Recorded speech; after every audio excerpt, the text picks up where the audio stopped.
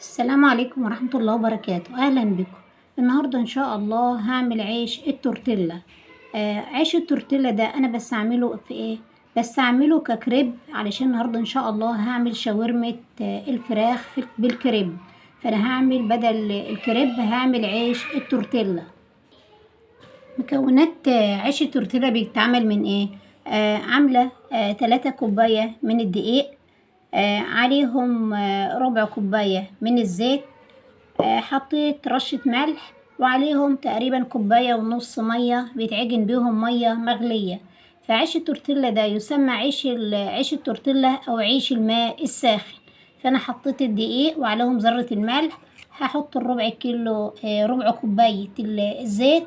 بعد كده هحط المية. هحط الأول كوباية مية، يعني تكون مغلية بس مستهدية شوية علشان ايديا تتحملها، وهعجن. وبعد كده لو احتجت النص التاني هحطه.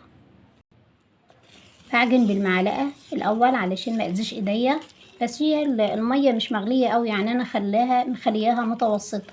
بعد كده أعجن بإيديا. ما خدتش الا كوباية مية والعجينة اتكونت اهيت، يعني 3 كوبايات دقيق خدت بس كوباية مية سخنة مع ربع كوباية زيت.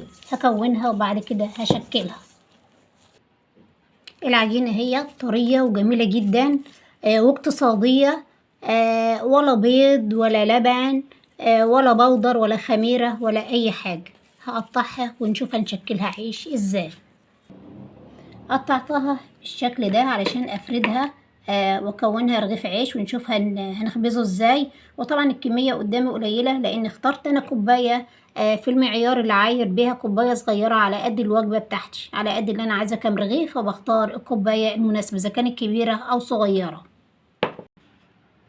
بفرده بالشكل ده وبرققه جدا علشان هو بيبقى زي الكريب بالظبط بالشكل ده، رقيق خالص بالشكل ده. بجيب الجريل بتاعي او الصاجة بتاعتي وبدهنها مادة دهنية بسيطة، وبحط العيش بالشكل ده. بستنى ثواني لما لونه يتغير يستوي، اقلبه على الوش التاني، وكده ده عيش التورتيلا.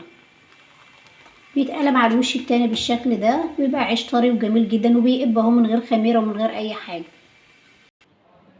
وده شكل عيش التورتيلا بعد ما اتخبز، طري جدا جدا وجميل، ومبياخدش وقت.